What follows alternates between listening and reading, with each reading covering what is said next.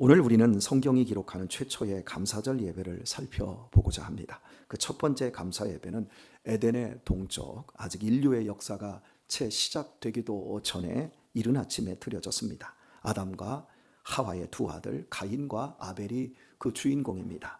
본문은 두 형제를 간결하게 소개합니다. 가인은 농사를 짓는 자였고 아벨은 양을 치는 자였습니다. 세월이 지난 후에라는 한마디에 많은 시간이 함축되어 있습니다. 그들은 부모로부터 하나님께서 자신들을 어떻게 지으셨는지, 자신들이 에덴 동산에서 얼마나 행복했었는지, 그리고 선악과를 먹음으로 인해 쫓겨날 수밖에 없었던 뼈아픈 상실에 대해서 모두 들었을 것입니다. 부모님으로부터 들어서 알게 된 하나님께 그들은 세월이 지난 후에 감사의 제물을 가지고 나왔습니다. 우리 얼마 전에 최다인 군이 군대를 가지 않았습니까? 그리고 오늘 세월이 흘러 지나서 함께 오늘 예배하러 휴가 나와서 이 자리에 앉아 있습니다.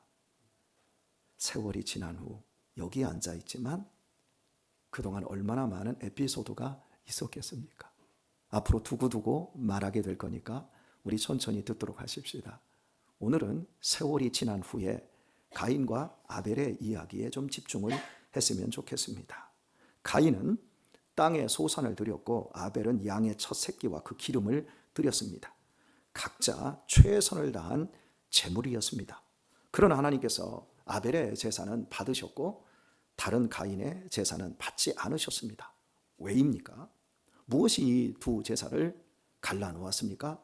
혹자들은 아벨의 제사는 피 흘림의 동물 제사였고 가인의 제사는 피가 없는 제사였기 때문이라고 해석을 합니다. 과대 해석을 하게 되면 하나님은 육식을 좋아하지 초식을 싫어한다, 이렇게 말을 할 수도 있겠습니다만은, 물론 피는 구속사에서 핵심적인 역할을 합니다.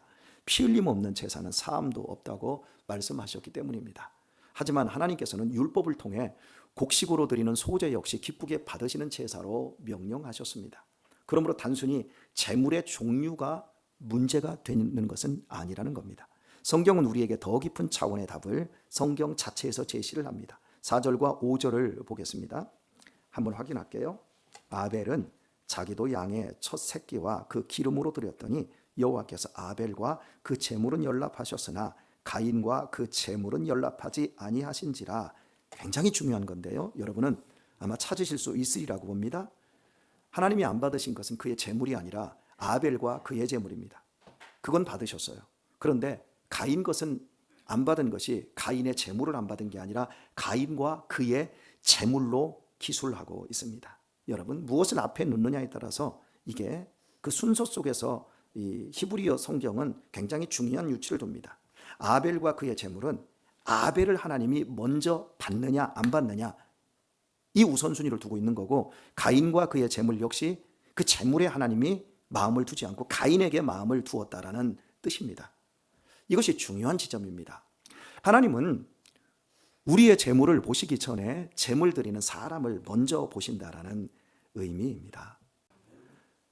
제물은 그 사람의 마음과 삶을 담아내는 그릇일 뿐, 하나님께서 주목하신 것은 그 사람 자체였습니다.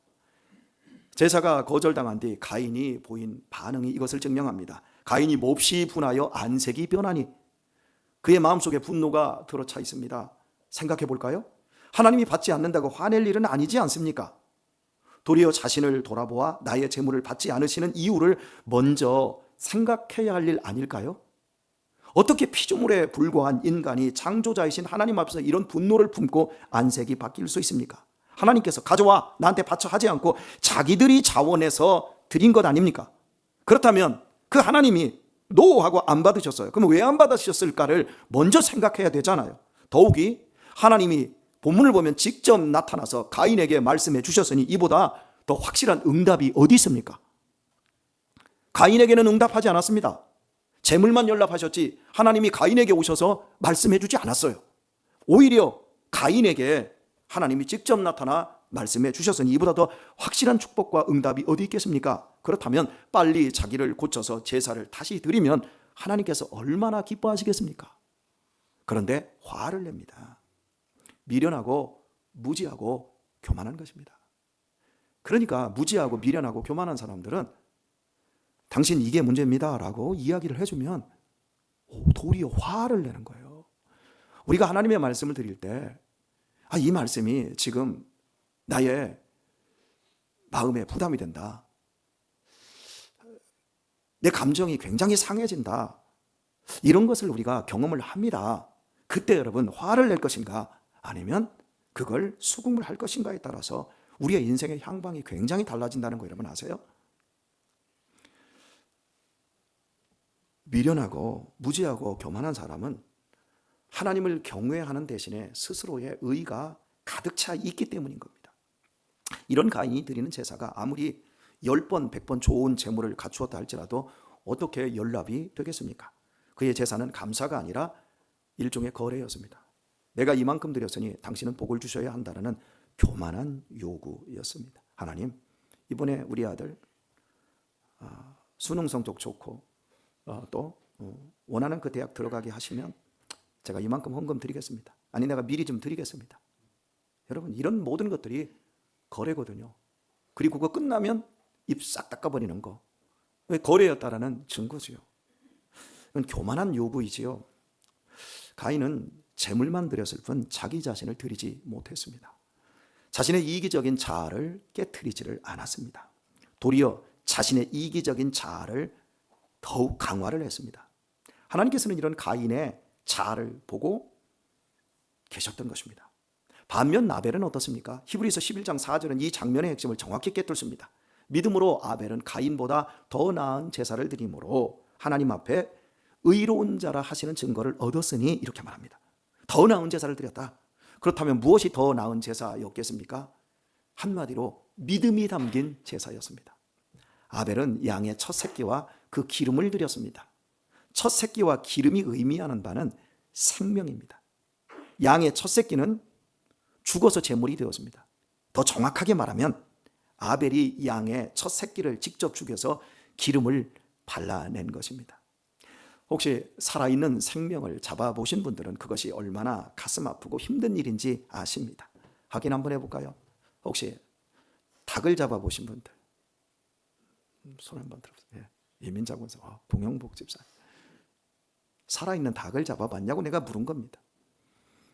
얘네들 우리 다인이, 우리 하은이, 용건이, 얘네들은 소고기 돼지고기를 상품으로 봐요. 진열장에 들어있는 상품으로 보기 때문에 어떻게 개를 잡아먹어 이런 얘기를 합니다. 그런데 돼지와 소를 직접 도살하는 걸 보셨습니까? 그러면 그 고기도 못 먹습니다. 눈물을 줄줄 흘리며 소리소리 지르고 목에서 피가 펄펄펄 흐르고 도끼로 머리를 내찍고 그 살벌함, 닭의 목을 비틀고 내장을 꺼내고 털을 벗겨내고 생명을 죽이는 일은 이건 정말 끔찍한 일입니다. 희생제물에 목에 칼을 넣을 때 그 살아있는 생명체가 죽음의 고통으로 발버둥을 칠 때 통분과 안타까움이 가슴에 들어찹니다. 희생제물을 죽이고 쪼개는 것은 아벨이 자신이 죽고 쪼개지는 고통을 당하는 겁니다. 바로 그때 아벨은 제물이 되어 죽어가는 어린 양의 고통을 보며 그것이 나의 죄와 허물 때문임을 느끼게 됩니다. 아벨이 드린 제물과 아벨과 따로 구별된 것이 아니라 아벨과 온전히 하나 될 수밖에 없는 제물 되는 겁니다. 저 제물은 죽음이 본래 나의 죽음이다. 저 제물의 피 흘림이 나의 죄악 때문이다.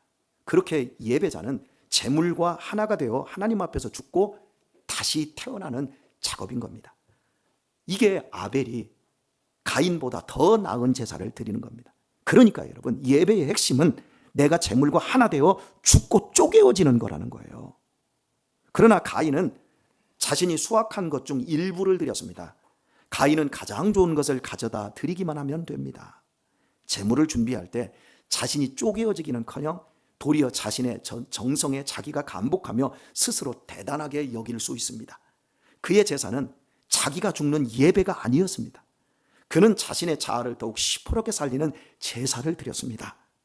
이렇게 드려지는 제사나 예배의 겉모습은, 그러니까 제사는 똑같이 드려지는데 예배의 겉모습은 똑같지만 그 중심은 완전히 다를 수 있습니다. 더 구체적으로 한번 설명을 해볼게요. 여기 서정리에 100년도도 없는 오래된 역사를 자랑하는 교회가 있습니다.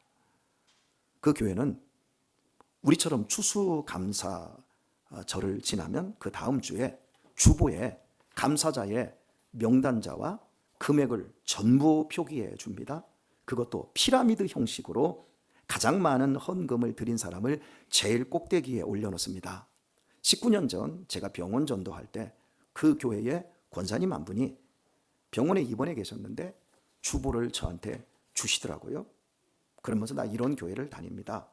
굉장히 막 자신만만하고 자부심을 갖고 목사님도 우리 교회 와서 한번 이 은혜 좀 한번 받아보세요. 이런 식으로 저한테 주보를 주셨는데 그 주보에 1,000만 원을 드린 두 분이 가장 높은 자리에 올려져 있고 그 밑에 700만 원짜리, 500만 원짜리 해가지고 쭉 열거를 해가지고 그때 예물을 드린 400명 정도가 이 밑에 5만 원짜리가 제일 밑에더라고요. 이렇게 올려 놓았더라고요. 제가 그 주보를 보며 많은 생각을 하게 되었는데요. 여러분은 한 1,000만 원 헌금 드려보셨나요? 이게 쉬운 일 아니에요. 저는 자랑이 될까봐 좀 그렇지만 제 전세금 전체를 드려도 받고 제 자동차를 2번 팔아서 교회에 드리기도 했습니다.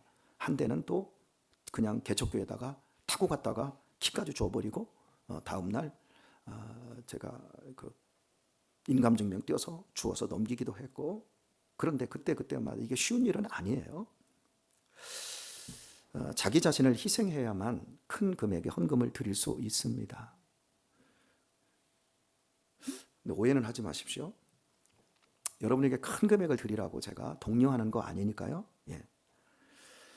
그런데 그때 헌금을 1,000만 원을 드린 이 두 분이 가인의 예물을 드렸을지 아벨의 제물을 드렸을지는 그 자신들과 하나님만은 아실 겁니다.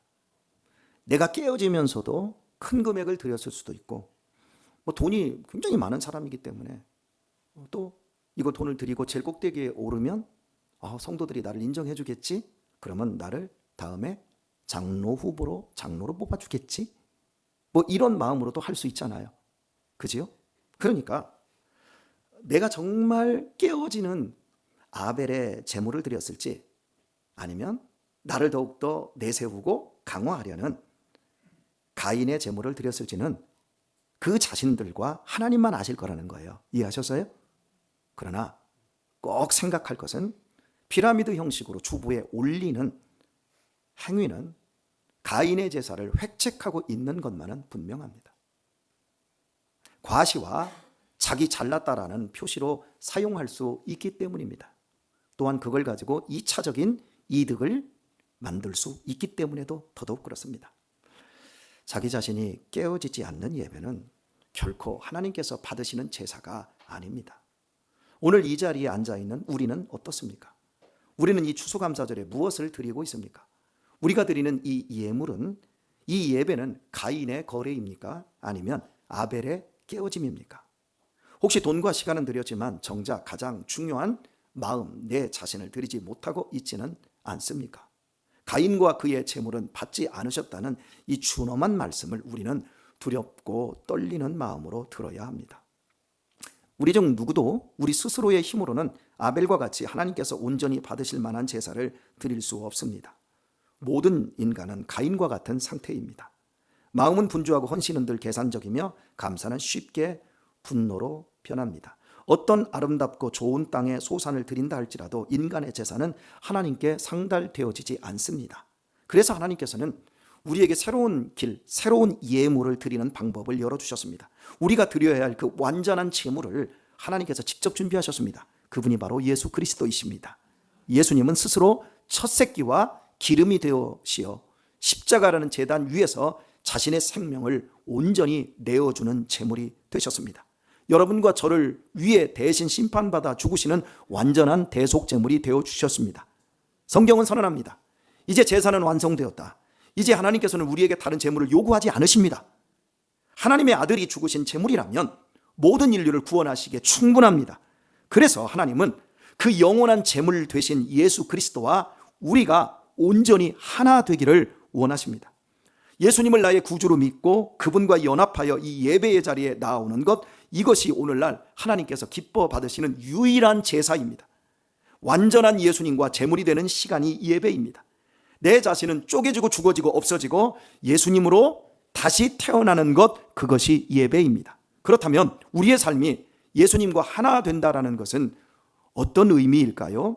이 역시 좋은 예화를 하나 여러분에게 설명을 하도록 하겠습니다. 2001년이었습니다. 서울 홍제동에서 화재가 발생하여 소방대원 6명이 화재 진압 중 순직한 일이 일어났습니다. 다세대 주택에서 불이 난 겁니다. 영화로도 만들어졌는데 진화 중이던 대원들은 아들이 자기 집안에 있다라는 70대 어머니의 말을 듣고 매우 위험한 상황임을 알았지만 40대 중반의 아들을 구출하러 들어갔다가 모두 참변을 당하고 말았습니다.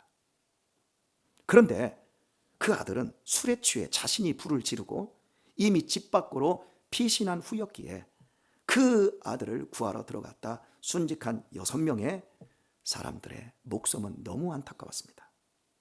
순직한 소방대원 중에 한 크리스찬 집사님이 이런 메모지를 남긴 것이 언론에 공개되었습니다. 내 직업이 최고로 좋은 직업이다. 의사의 역할은 사람의 목숨을 구하는 일임에 틀림없지만 자신을 내던지며 구하지는 않는다. 그러나 나의 직업은 사람을 살리기 위해 내 목숨을 던질 수도 있다.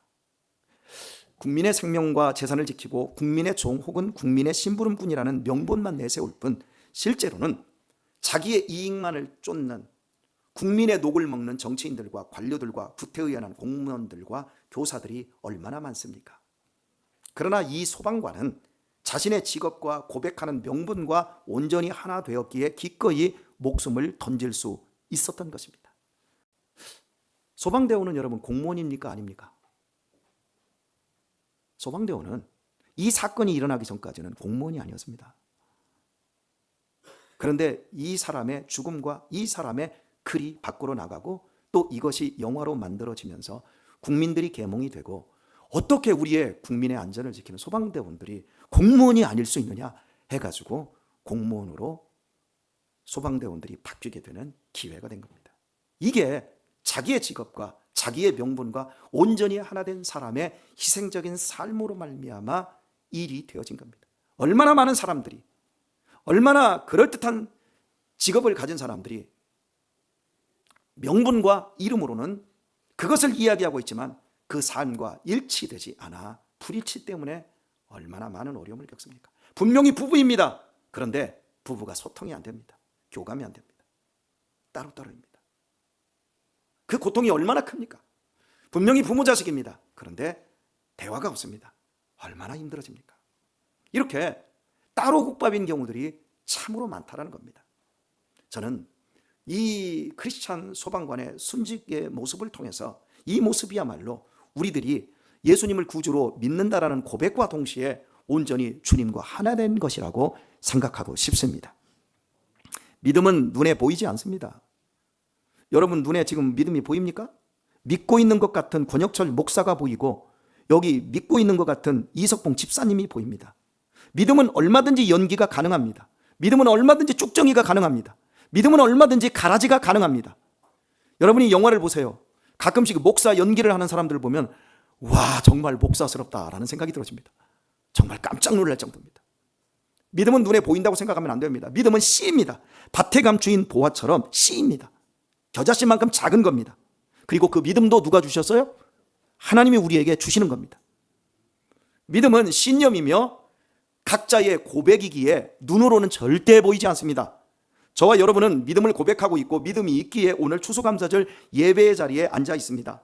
믿음이 있기에 감사 예물도 드렸습니다. 그렇다면 하나님께서 나와 나의 예물을 정말 받으셨을까요? 기억하십시오. 믿음은 보이지 않고 각자가 고백하는 신념이지만 믿음은 반드시 열매를 맺는다라는 사실 말입니다. 열매는 시간 속에서 맺고 자라납니다. 세월이 지난 후에 가인과 아벨이 하나님 앞에 스스로 감사 예물을 드릴 수 있었던 것처럼 분명히 믿음은 시간 속에서, 세월 속에서 맺고 자라나게 되어 있습니다. 믿음의 열매는 모두가 볼 수 있게 맺어집니다. 믿음은 보이지 않지만 믿음의 열매만큼은 반드시 모두가 볼 수 있게 확인된다라고 하는 사실입니다. 쭉정이들에게는 쭉정이로 확인될 것입니다. 가라지에게는 가라지로 열매가 확인될 것입니다. 그러나 참된 믿음의 사람들은 반드시 그 믿음이 마지막에 열매로 모든 사람에게 드러나게 된다는 겁니다. 추수감사절은 단순히 한 해의 물질적 수확을 감사하는 날이 아닙니다.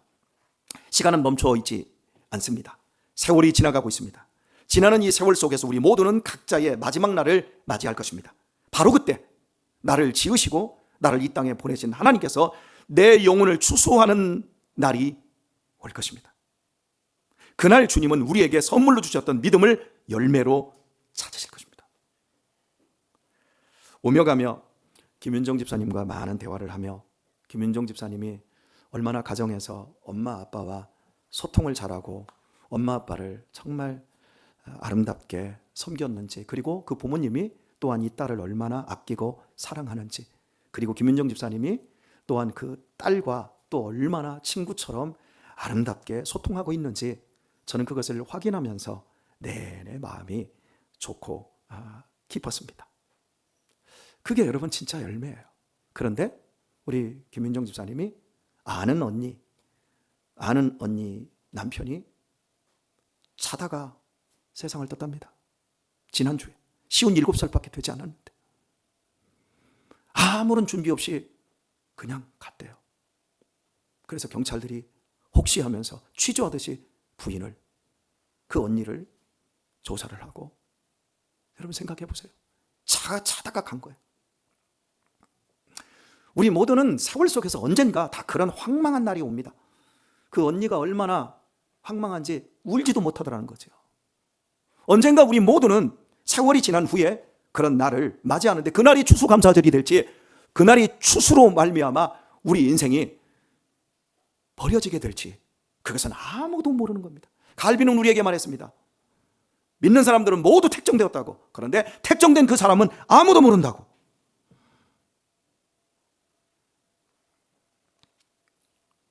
그날 주님은 우리에게 선물로 주셨던 믿음을 열매로 찾습니다. 씨로 찾지 않습니다. 그날 모양은 알곡인데 우리 쭉정이면 어찌 되는 겁니까? 지금 여러분의 모습이 쭉정이 같고요, 여러분의 모습이 가라지처럼 여러분 천박하고 힘겹게 인생을 살아가지만 여러분의 마지막 믿음의 열매는 반드시 알곡이 되리라 믿으시기를 축원합니다.